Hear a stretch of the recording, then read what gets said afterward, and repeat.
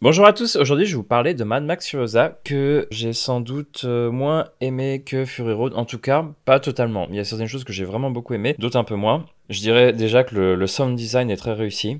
Personnellement j'ai beaucoup aimé, déjà parce que je suis un amateur de chaînes YouTube qui parlent de voitures. Par exemple avec GMK, j'aime beaucoup lorsqu'ils montrent des gros cylindrés, des sons des moteurs très différents, et ça je trouve que c'était très réussi. Que ce soit les voitures ou les motos, tout cas, tout au début du film, avec les motos, ça rendait vraiment très bien et j'avais vraiment adoré toute cette partie-là.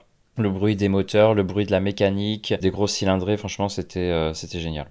Sinon, j'ai aimé Furiosa, mais je vais pas dire que je l'ai adoré. Je pense que c'est un film que je reverrai, forcément, parce que il y a des parties qui m'ont vraiment beaucoup plu, et d'autres, sans doute moins. Le film est découpé en chapitres. Ces chapitres sont assez inégaux. Il y a une certaine progression dans la narration, le film n'est pas en fait une odyssée. J'ai lu ou j'ai écouté d'autres youtubeurs qui en parlaient, ils parlaient d'odyssée.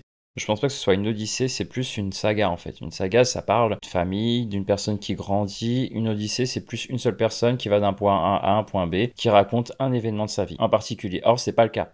Là, on a juste Furiosa qui grandit et qui souhaite se venger de Dementius, qui est joué par Chris Hemsworth, qui est très bon dans le film. Pour moi, c'est l'acteur qui joue le mieux dans le film en tout cas. Et il est vraiment génial, avec son espèce de nez écrasé, ils lui ont mis une prothèse, je sais pas comment ils ont fait.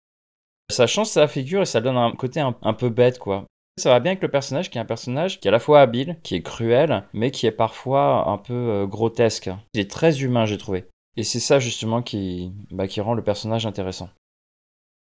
Maintenant, peut-être le problème avec Furiosa, c'est peut-être que c'est un espèce de patchwork de tous les Mad Max. J'ai retrouvé des gimmicks d'autres Mad Max, avec quand même des idées visuelles, de mise en scène aussi.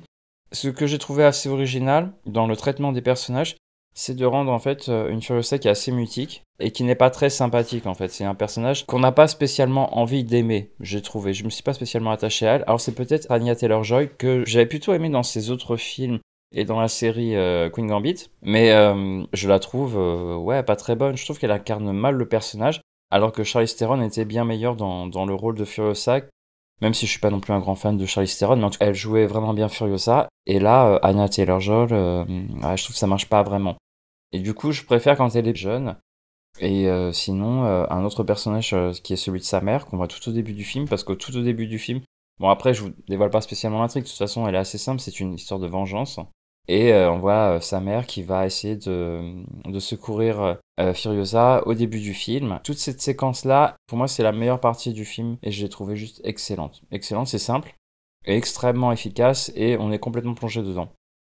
Le fait de découper le film en plusieurs séquences, on est moins investi dans ce qui va se passer parce que on attend finalement la conclusion de tout ça. Et je me dis, il n'y a pas vraiment d'enjeu parce que toutes ces parties-là n'ont pas vraiment d'intérêt. On sait ce qui va se dérouler. Finalement, j'ai juste à attendre que ça se déroule avec une redite de course-poursuite avec un camion. Et il y a assez peu de choses que j'ai trouvé vraiment nouvelles en fait. C'est comme il y a une guerre entre Dementus et Immortal Joe. Ça ressemble beaucoup à une scène qu'on trouve dans Mad Max 2 sans apporter quelque chose de tout à fait nouveau. Et après, je trouve ça bien non plus qu'on ne montre pas une bataille complète, ça aurait été peut-être un peu ennuyeux.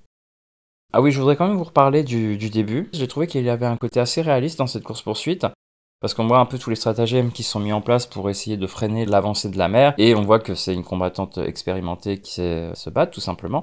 Une partie du film qui m'a vraiment fait penser à La prisonnière du désert. Je sais plus si vous avez le film en tête, mais en tout cas, il y a tout le début où John Wayne, justement, il va traquer des Indiens avec un jeune, ils prennent des chevaux.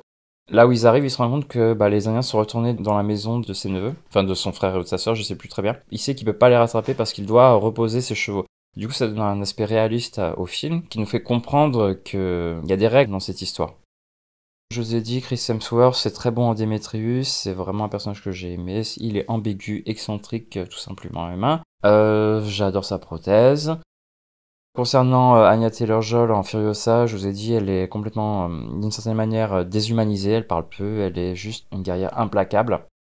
Je pense que c'est une volonté de George Miller de la créer comme ça. Il en a fait une figure mythologique, iconique, il la rend pas humaine. Furiosa, le problème, c'est qu'elle est assez peu expressive. On la voit juste verser des larmes sur un visage qui n'exprime rien et je ne ressens aucune émotion. Et au contraire, j'ai plus de l'empathie pour Dementus. Et c'est peut-être voulu en fait. Du coup, ça mériterait une autre relecture du film. Côté photographie, c'est la même que Fury Road, mais en plus coloré, plus saturé. Alors c'est un choix esthétique. Mais personnellement, j'ai l'impression de voir la même chose, mais en gros, en plus, en surboosté. Pour moi, c'est pas forcément un point négatif, c'est un parti pris. Et il y a de bonnes idées visuelles et même de mise en scène. Mais j'ai l'impression quand même d'avoir déjà vu ça dans Fury Road. Donc j'aurais en fait aimé plus peut-être un retour vers Mad Max 2, mon préféré avec Fury Road, qui sont deux propositions différentes. Aussi parce que Fury Road était beaucoup plus efficace, il proposait un système qui était très simple, qui était une course-poursuite. Après voilà, le choix a été fait d'aller vers une esthétique baroque, donc il y a une abondance de signes, on a beaucoup de références à la romantique, évidemment par les prénoms, et puis aussi par les signes, avec la cape rouge, on voit Dementus avec son char romain et qui est fait de motos. Oui, c'est pour nous ancrer en fait un univers qui possède des codes culturels. Ça donne vie justement, ça donne corps à un univers qui est extrêmement symbolique, qui joue sur le poids des symboles. Ça m'a fait penser à l'univers de Warhammer 40 000, qui est un univers extrêmement baroque. Du gothique aussi. D'ailleurs, il y aura bientôt une série sur cet univers et j'espère que ce sera réussi.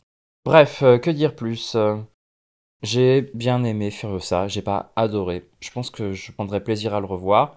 Certaines parties, je les préférais à d'autres. Par exemple, celle où on a le moulin à bas, je crois que c'est ça. Ouais, une partie qui est moins intéressante. Elle est moins bien filmée, je pense, parce que on n'a pas de décor. C'est vraiment trop numérique. Du coup, ça fait trop vidéo de jeux vidéo.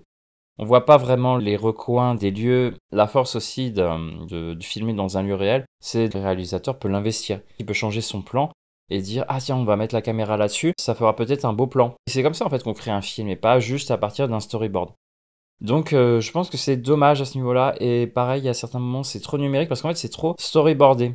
Il n'y a pas assez d'investissement dans la réalité concrète. Quand on est sur un plateau, on peut imaginer tout de suite des choses très différentes suivant ce qu'on nous propose. Et des accessoires qui arrivent, on doit aussi s'adapter. Cette adaptation qui est source de créativité aussi. Ouais, c'est un peu dommage à ce niveau-là. Moi, je pense qu'il devrait revenir plus vers des choses réalistes, avec de l'huile de moteur, des pannes. Il faut mettre de la vie, je pense, là-dedans. Il faut mettre plus de vie. Mais sinon, la proposition est très bien, mais elle a ses limites. Faudrait pas qu'il fasse la même chose pour la suite. Voilà. Alors, c'est tout pour aujourd'hui, et puis je vous dis à très bientôt. Merci.